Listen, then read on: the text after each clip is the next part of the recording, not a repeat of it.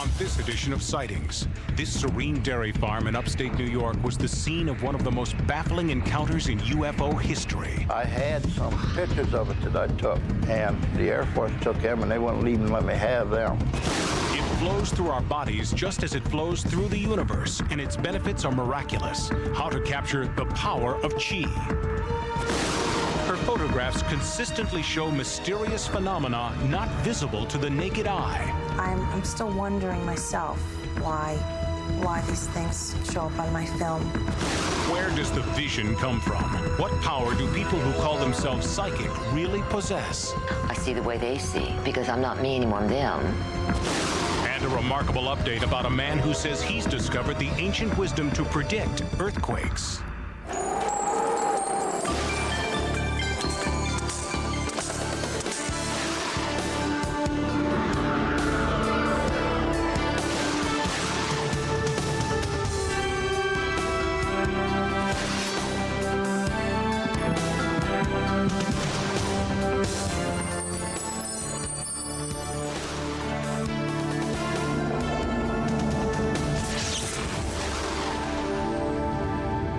Welcome to Sightings. I'm Tim White. For nearly 2 decades, the United States Air Force appeared to be taking a real interest in the potential threat from UFOs, or UFOBs, as they were called in the early days. Project Blue Book examined 12,618 reports and determined that less than 6% were true unknowns, proving, they said, that there is no significant UFO threat. Looking back at one of those true unknown cases today, the Air Force's conclusion may have been somewhat hasty.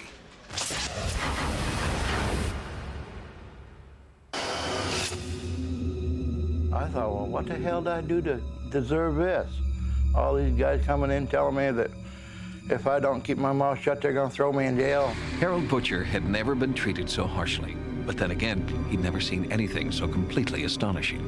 I've never seen anything move as fast as this thing moved and disappear and come back as quick as it did. It moved so fast that you couldn't hardly see it. It was there one minute and gone the next. Seen once, remembered for a lifetime. Outside this barn in Cherry Creek, New York, 1965. Harold was 16. As he was working in the barn, he noticed that the radio he was listening to became staticky and blanked out. He had been listening to music, and there was a glow in the sky, and he ran to the window to see what was happening and saw this gigantic object descending. What it was, or where it came from, is still unexplained, but not for lack of trying. 2 investigative units combed this area. One was the Air Force's Project Blue Book, the other a civilian watchdog group. And NICAP sent one of our investigation teams to the scene. There was one in western New York State, and they were there within 1 day of the sighting. At the time, Richard Hall was Assistant Director of the National Investigations Committee on Aerial Phenomena. NICAP's distinguished membership included scientists, philosophers, retired military personnel, people interested in solving the UFO mystery.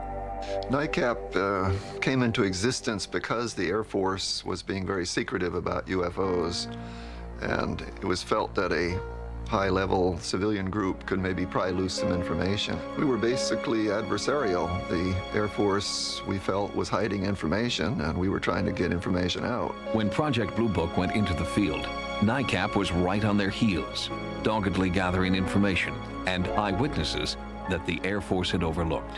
Project Blue Book was the Air Force office that investigated UFO sightings for the United States government. The Air Force system in Blue Book was to label reports in one of 3 ways. Either it was explained, in which case they would say what they thought it was, an aircraft or a balloon or whatever, or it was unexplained, unknown, they used to say, and the third was insufficient data. The incident at Cherry Creek was labeled as a true unknown. It was a very interesting case, and one with multiple evidence, including the electromagnetic effects, the physical traces, the illumination, everything. It was a classic mainline UFO sighting. Well, it looked like an airplane. It was that big. And when it sat in the field, it had 3 legs on it. It looked like 2 turkey platters put together with a roll of rivets around the outside. And it sat there a good 5 minutes, so I got one real good look at it. And I've never seen my animals act the way that these did. because they jumped and kicked and bucked and made all kinds of ungodly noises. He claimed to have seen this object descending and then ascending, and he reported various details, including a red vapor emanating from the lower edge of the object. Claimed he saw the object take up, accelerate rapidly, disappear into clouds, coloring the clouds green. That's the sighting as a condensed version of it that's contained in the nightcap file. Bob Galgansky has carefully researched the incident at Cherry Creek and has spent many hours trying to track down additional eyewitnesses, like the two state troopers who filed an official police report, then just seemed to disappear off the face of the earth. They had a lot to lose by reporting this. They were risking their reputation. And for them to come out and actually state that they had seen something like that meant a great deal to me. It indicated to me that something genuine was happening in the area. Dick Nelson still lives next to the Butcher farm and remembers talking to the troopers the night of the UFO incident. Well, after the policemen saw it, they had a whole different attitude towards it. They couldn't believe what they saw. Then the big guns descended. The Air Force arrived to investigate, and on their heels was NICAP. Next thing I know, here come this guy from the Air Force.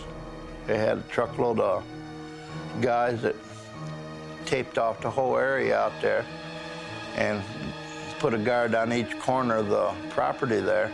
That's when, Butcher says, he was threatened by the Air Force officer in charge for taking pictures of the military investigation. I had some pictures of it that I took, and the Air Force took them, and they wouldn't even let me have them. They told me if I had any more pictures and if they come out, I would end up in jail or the nut house, one of the two. They were scared. I mean, everybody was scared. I believe there was a UFO sighting at Cherry Creek at the Carr farm. I don't think it was. It had the degree of strangeness that the NICAP report would seem to indicate it had. Galgansky's conclusions please no one. Yes, Air Force work was shoddy, but Butcher's testimony is too inconsistent for anyone, military or civilian, to explain. What you find is a gradual escalation of detail. You find that Harold begins to tell the second team of investigators different things that he didn't tell the first, and there's this gradual polishing of the account. Richard Hall does not agree. There's some minor discrepancies in the report, but that almost makes it more believable too, because if you get absolute perfect uniform testimony, then you got to be suspicious that something was rehearsed. Ironically, the most compelling support for Harold Butcher's UFO encounter comes from the Air Force itself, which concluded that this one was a true unknown. That, to me, is the most perplexing aspect of this entire case, and why the Air Force, which had never, ever been UFO friendly, would classify this as unidentified is beyond me. The fact that the Air Force classified this as an unidentified is very interesting and very significant because they were very stingy about doing that. Ordinarily, they would be very happy if they could label a sighting and get rid of it. If it was even if it was stretching the truth, they would try to explain it as an aircraft or a balloon or strobe lights or something, a meteor. Maybe they let this one slip by, or maybe indeed there's something more to it than we know. I think perhaps the fact that NICAP was on the scene at the same time they were might have inhibited them a little bit in this case because they knew we had the goods on it.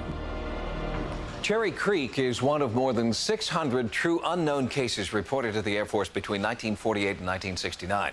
However, investigating these cases further is next to impossible. If you FOIA Blue Book's unknowns today, witness names, addresses, in fact, all pertinent information is blacked out. Next, how to harness the miraculous and universal healing power of Chi. I looked the same on the outside, but it changed me internally for the rest of my life.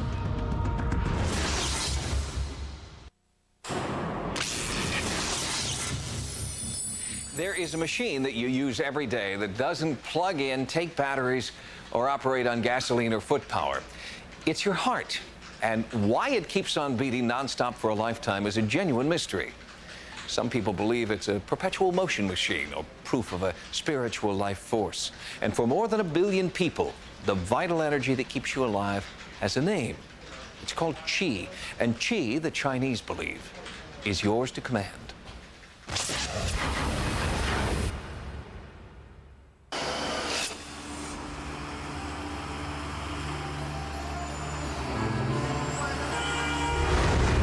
In Western culture, time is money.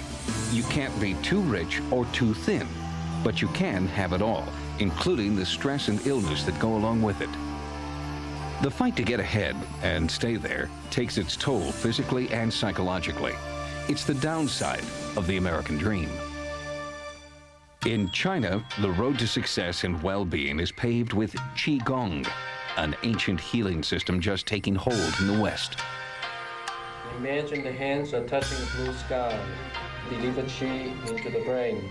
In workshops throughout the U.S., Qigong Master Luke Chan teaches students how to gather and exchange the healing power called Qi.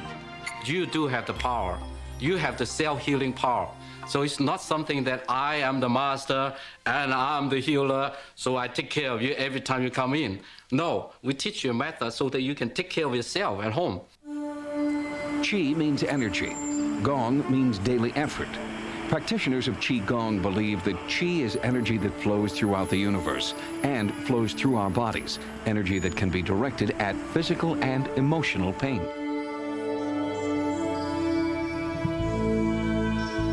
Chan teaches Qi Lao, a special form of Qigong. All illness disappear now. Practitioners believe that although there is Qi everywhere, it is not everywhere in equal measure. Qi can be gathered into a concentrated energy field, so the larger the group, the more healing energy there is for everyone.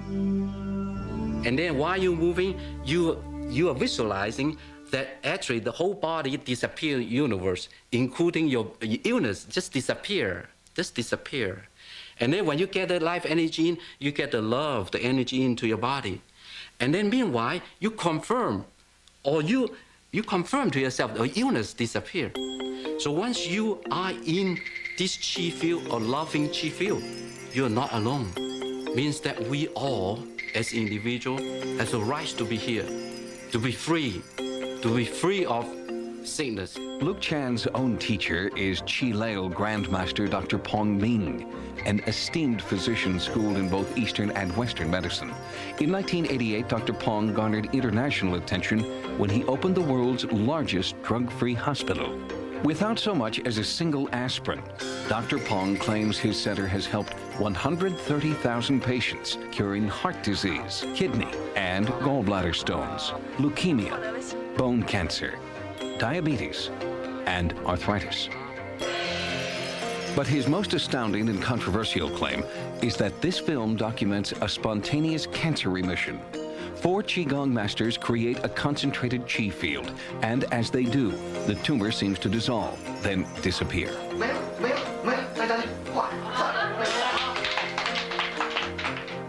Slowly and evenly. Deborah Weissenberger was so motivated by her success with Luke Chan, she went to China to see Dr. Pong.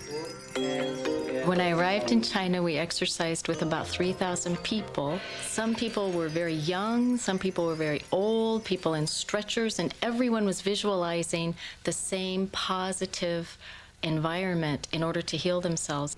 I saw what we would call a miracle every day, several times a day, a dozen times a day. I saw a young boy who was blind suddenly be able to see. I saw numerous people with tumors, and the tumors disappeared. All the people were working together. It's not like just one person is healing one other person. It's the entire community of people working together, so the thinking is all as one. I looked the same on the outside, but it changed me internally for the rest of my life. In 1994, Don Rutherford received a devastating diagnosis. Don had MS, multiple sclerosis, a crippling degenerative disease that can be fatal and for which there is no cure. MS attacks the nervous system and the brain. Death is often agonizingly slow. When I was first told I had it, I was not scared. as much as in shock. I just figured it was over. It's kind of like getting ready to die, I guess, or going to battle. You're dead. Neurologist Dr. Karen Thallinger made the diagnosis. Some of the most common symptoms would be transient loss of vision in one eye, double vision, an area of numbness over a part of the face, arm or leg. Other patients can have difficulty with speech. The most severe case would be when the patient could be totally bedridden, immobile, mute, and blind. On a good day, I would stagger. On a bad day, I would sit down and I'd go anywhere. The illness is there. Now, what do I want to do with it? Do I want to die with it? Doing the movement, number one, does several things. The first thing it does is it puts me in control. With use of this, and it doesn't happen overnight, but with practice, the quality of your life will improve. As far as I'm concerned, there's nothing special or miraculous. I do the work, I get the payoff. It's that simple. I don't think I know it's alleviating symptoms, because I can tell you that just by being in here and noticing. It changed my life completely. There may be no scientific measure for the power of qi, but in New York, City University professor Joan Gondola was ready to try anything after years of back pain aggravated by stress. What are we doing? How fast? When? When can we eat? When do we stop? When do we do this? That's what we've evolved to. So much of a rush. We don't even know who we are. Joan came to Qi Lail not for a cure, but for a way to relax, refocus, and figure out who she really was. With wisdom comes compassion, because one reaches out and knows that the wisest thing is that self is only a small part of what the universe is about. I believe that I have become wiser and more compassionate. More of us that do that, the more the world changes. If we inside of ourselves make peace, then the world has to change. People brush their teeth, and then you brush your teeth every day, and then your teeth last longer. And if you do Qigong 15 minutes a day, your body will last longer. You become younger. Forward, slowly. We are not saying that we're replacing the doctors.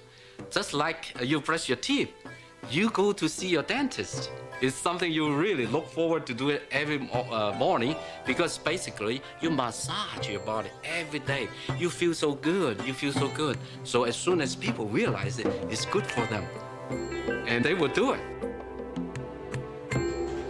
There are many claims about the power of qi and what it can do for you. But some claims, especially those relating to spontaneous healing, are extremely controversial. According to Master Luke Chan, qi is not about making miracles. It's about improving the energy that you're born with. Next, does a newly discovered branch of ancient mankind help explain Bigfoot? Later, journey inside the minds of the world's greatest psychics.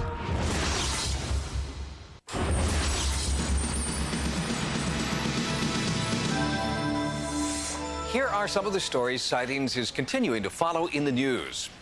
Bigfoot advocates are feeling pretty smug these days. For years, cryptozoologists have argued that Neanderthal man and Homo sapiens are not the only humans to have walked the earth together.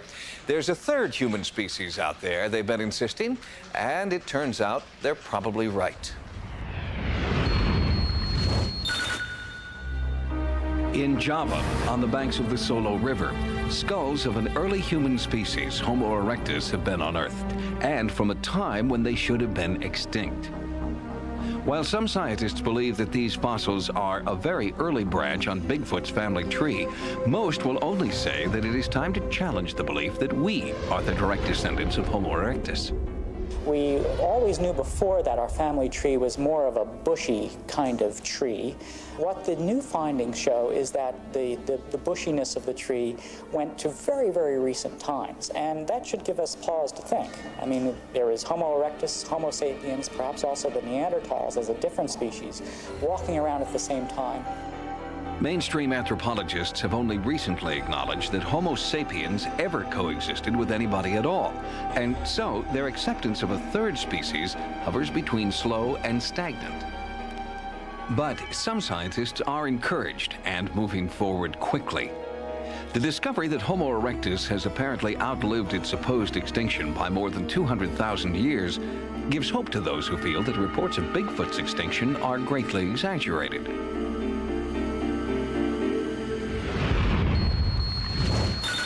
On the World Wide Web, a blood-sucking humanoid, first discovered in Puerto Rico, is now invading the internet. The chupacabra, or goat-sucker, is the latest monster to emerge from the shadows of myth and take the heat for a mysterious string of bizarre livestock deaths. With one mouse click, you can download images, get up-to-date fast with the chupacabra timeline, and read first-hand accounts as they come in from new eyewitnesses. Monster sightings have never been greater, and the chupacabra now has 2 websites. You can connect with Goatsucker or the Chupacabra homepage at these addresses. In Ottawa, Canada, the results of a significant new UFO survey suggest that the U.S. is no longer the ufology capital of the world. A renowned polling firm, the Angus Reid Group, surveyed more than 1,500 carefully chosen adults who, statistically speaking, represent all of Canada. The pollsters found that a remarkable 70% of all Canadians believe in the possibility of extraterrestrial life. When asked if they think alien beings have already visited Earth, 50% said yes, and another 40% said that if they haven't already, they will.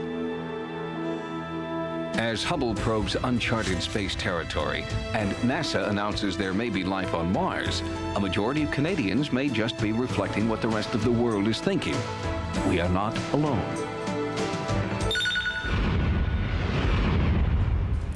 We'll have more stories in the news next time. Now, here's what's coming up as sightings continues.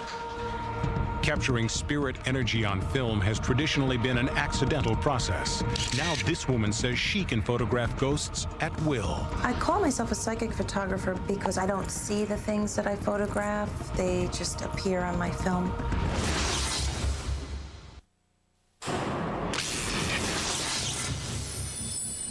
Ghost photographs have a long and dubious history. When supposed spirits first began appearing in the late 1800s, cameras were a new invention, and even a simple double exposure could fool just about everyone. Today, with advanced technology and computer analysis, truly unexplained spirit photographs like the ones that you are about to see are extremely rare.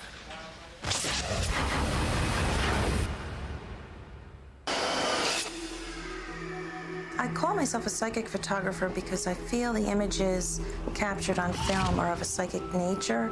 I don't necessarily feel that I'm psychic because I don't see the things that I photograph. They just appear on my film. Donna Quinn modestly admits that she doesn't know why she seems to have a knack for snapping anomalous photos. She just does. I started noticing spirit energy in my photos around 3 years ago with the birth of my son. Upon developing, I'd find all kinds of images surrounding the baby.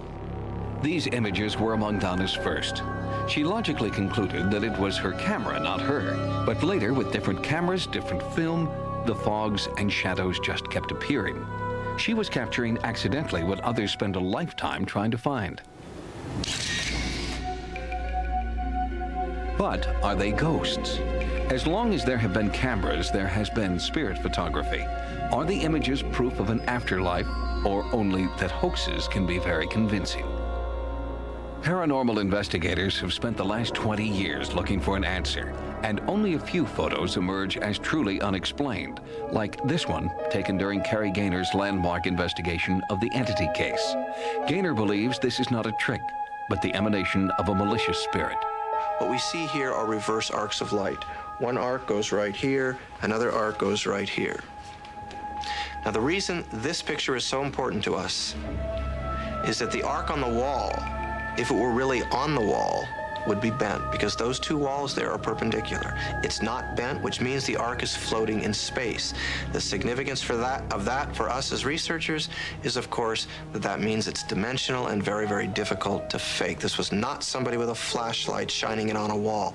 That light is in empty space. It was the full parallax of the image that baffled popular photography, and it was the only alleged ghost photograph ever published in the magazine. Photo analysts examining anomalies like this can't prove an image comes from another dimension, but they can rule out every other possibility.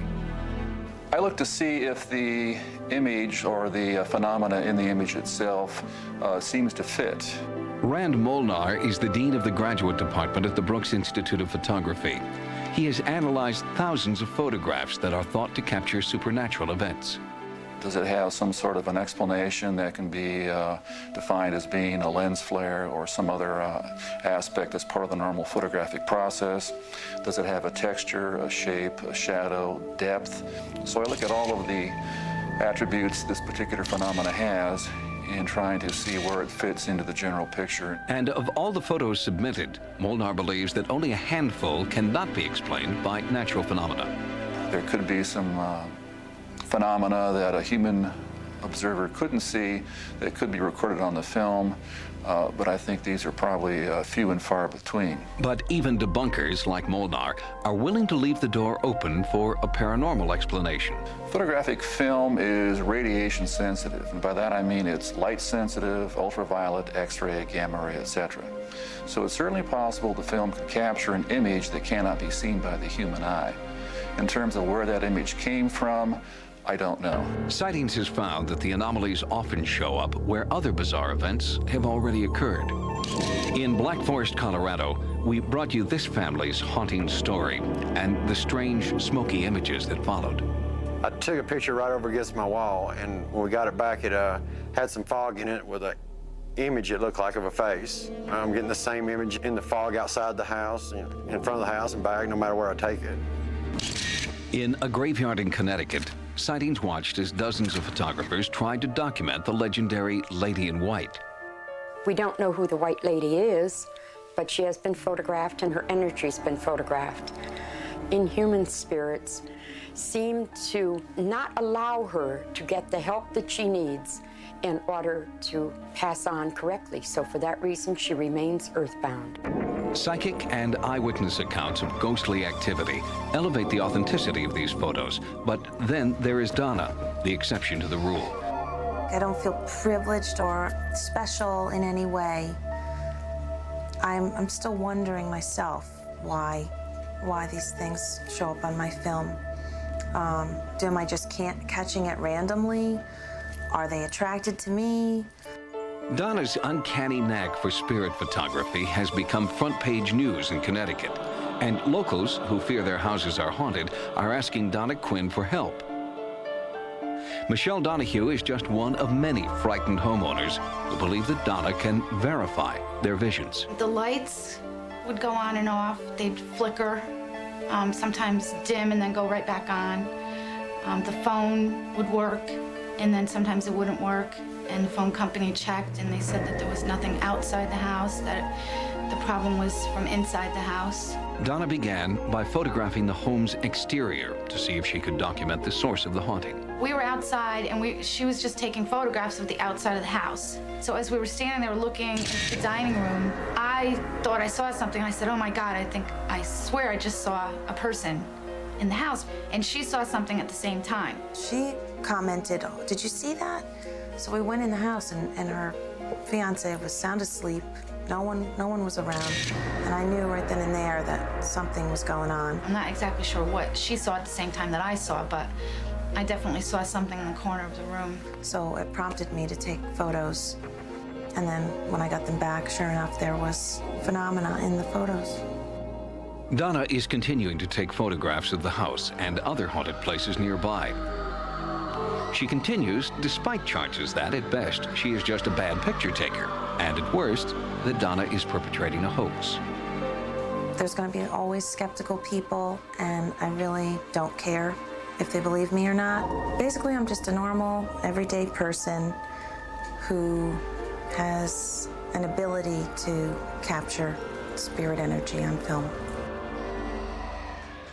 Donna Quinn offers 3 important tips if you're going to try to photograph spirits of your own. First, make sure you use different kinds of cameras. This makes it a little bit easier to authenticate the photos. Next, don't snap randomly. Take pictures only when you feel the time is right. And finally, Quinn says, be patient. Next, the mysterious force that gives psychics their remarkable powers. I discovered that if I got in the person's head, I could get the sense of what they were saying.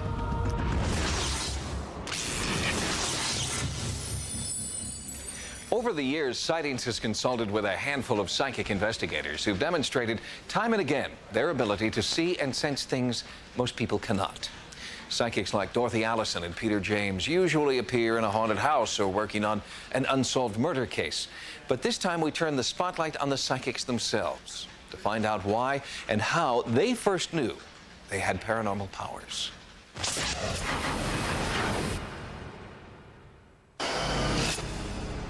American culture, American society, contemporary United States is not unique in having individuals that people go to divine, to tell the future, to give advice on spiritual matters. All people, all cultures believe in psychic phenomena. But in a modern world where science is judge, jury, and executioner, can psychic ability ever be proven beyond a reasonable doubt?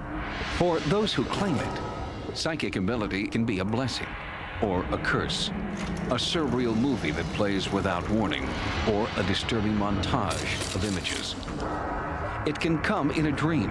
It can bring on unexpected and overwhelming emotion. It is an ability that can be developed or can literally strike with a bolt of lightning. When I was about 5 years old, I discovered that I had so-called childhood imaginary playmates. For renowned psychic Peter James, his realization of a psychic gift came early. I was about 8 years old when I realized that these were in fact ghosts and spirits and not real children. They were real to me because they were a real part of my life. Peter says his ability to see spirits is a seventh sense and one that he was born with. While other psychics perceive with the mind's eye, Peter claims he can actually see and communicate with another dimension. Look. Hello? See? Oh, he's angry. Don't be angry with me. Don't play games with me. I'm not afraid of you. It's just like communicating with people that walk the face of the earth in a physical body. Some people have more to say than others, and some are friendly, some are not so friendly. After hundreds of encounters, Peter claims that he has gained unique insight into the spirit world. Our nighttime is their daytime. We live in a parallel world of coexistence with ghosts and spirits. They're everywhere. Sally? Is that your name, Sally? Nowhere has this been more evident than during a series of sightings investigations into the Heartland Ghost, a spirit Peter identifies as Sally. There's an entity in this room right now, no doubt in my mind. On this night, Peter claimed to feel, then see, then be attacked by the entity. Something is burning my face, like right now. The attack came in the wake of another, fiercer attack on this man. Painful, bleeding scratches were emerging without warning, and Peter felt the perpetrator was among them. There's a little girl that's standing right there. Sally? Is that your name, Sally? Hi, whoa, hello, easy. I think the Heartland Ghost certainly was one of the most extraordinary because Sally is one of the most aware or cognizant ghosts that I've ever encountered. But ghost investigations are not the only milieu of the professional psychic. Noreen Rainier and Nancy Meyer are both psychic detectives. Many law enforcement agencies swear by their ability to relive and reveal brutal secrets. He shot me. I know I'm on the floor, and my back seems to be hurting me a great deal, and I die. For Noreen, a former advertising executive, her psychic ability didn't reveal itself until her late 30s. It came as a surprise after a psychic client sensed Noreen's gift. It was like stepping on the moon once I entered into this. I could touch a ring or watch, and I could see pictures in my head. When things started happening to me, I thought that perhaps I was insane. Since I didn't believe in psychic phenomena, there was no other explanation to why these things were happening. Noreen wanted to use her psychic ability to help others and was drawn to the challenges of police work.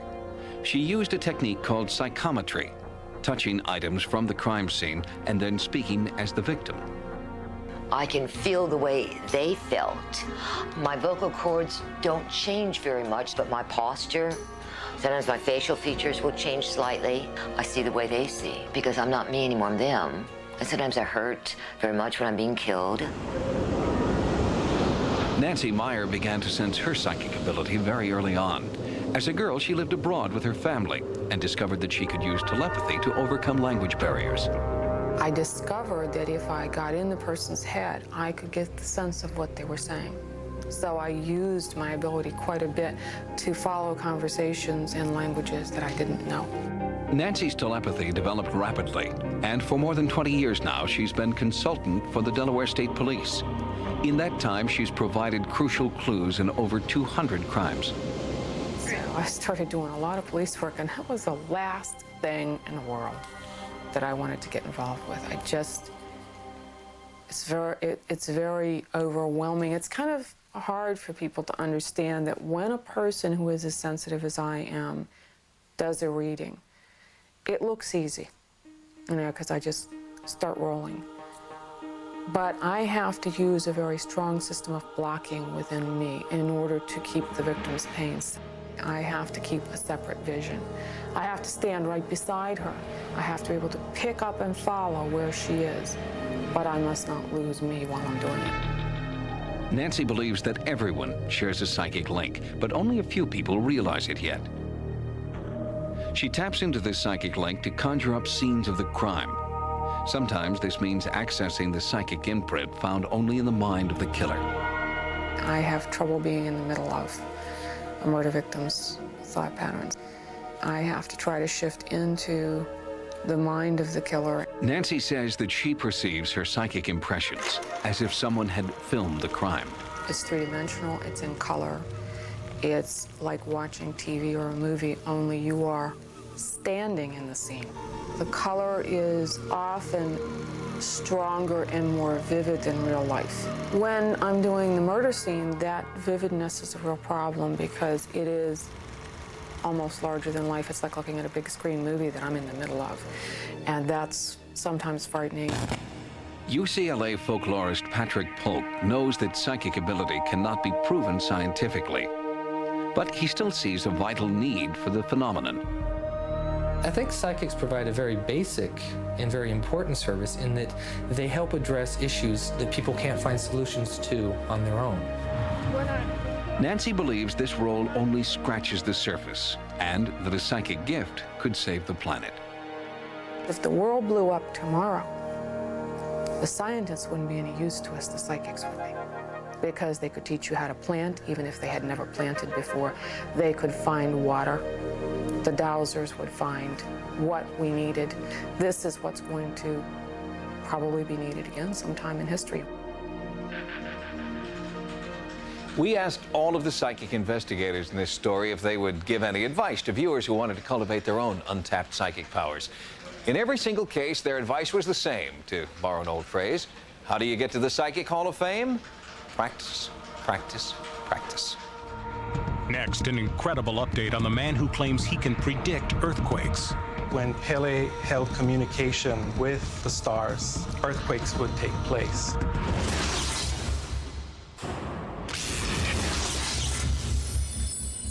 Not too long ago, we brought you a report on Mike Lee, head of the religion department at Damien Memorial High School in Hawaii. Lee had developed a remarkably accurate system for predicting earth changes, and the response since that broadcast has been overwhelming. Thousands of viewers wrote to ask what Mike Lee is predicting for the future. So we went back to Honolulu to find out. It seems to come in regular intervals. Right after a lunar eclipse or a full moon that comes very close to the Earth's shadow. And I was looking on the board where he written down the earthquakes. I told my grandma that there's an earthquake supposed to come that day. And then she didn't believe me. She thought I was only joking. Later on, when the earthquake hit, and then she's like amazed or shocked that it happened. She's like, wow.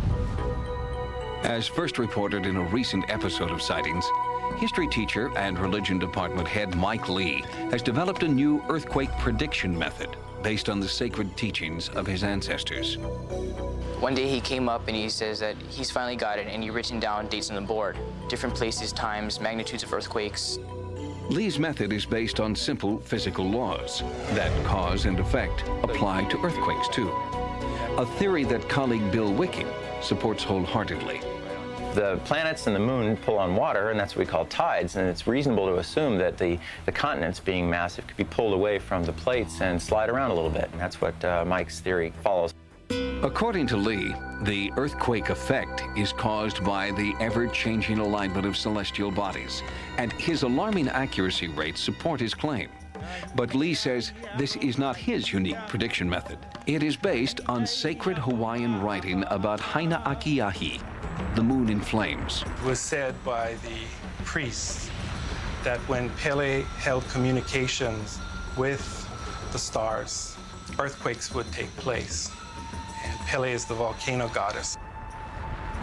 And I pondered the question, how does the moon get into the flames? And the only way that that is possible is when there's a lunar eclipse, the moon turns an orange-brown as the Earth's shadow falls on the moon. And the Hawaiians who observed this in the sky also noticed several days after earthquakes and tidal waves would come. And then taking that data, I started to predict earthquakes, that they were in a rhythmic pattern. He had some Hawaiian legends and astronomical maps that he wanted to tie in with a computer simulator that I had for astronomy. We were using this in the physics classes. So I set Mike up with a program called Voyager, which he then used to map all the Hawaiian star legends to known astronomical bodies. By integrating the sacred writings of his homeland with modern geology and physics, Lee has gotten astonishing results.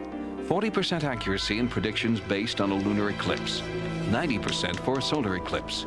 Lee predicted an earthquake in Peru, and he was right. The accuracy of his predictions has created a tidal wave of email for Damien Memorial High School. Lee was just coming up for air when Sightings revisited the school.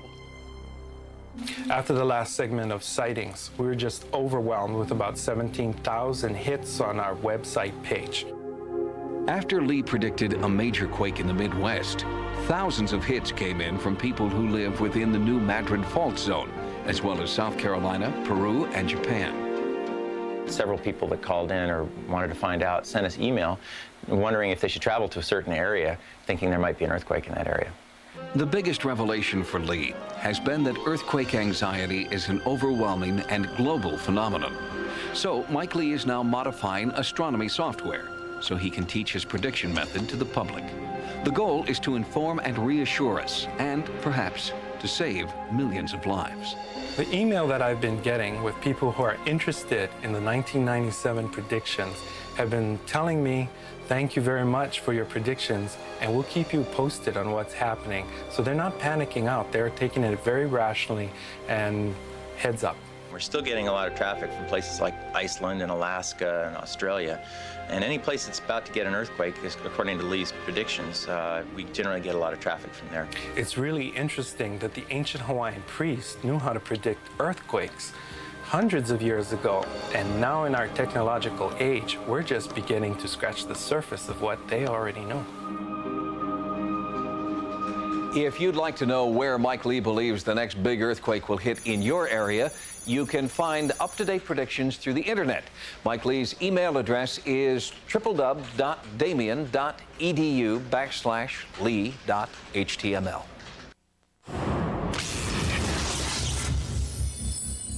If you've had a paranormal experience or would like to comment on a story you have seen, please contact us at America Online at keyword Sightings.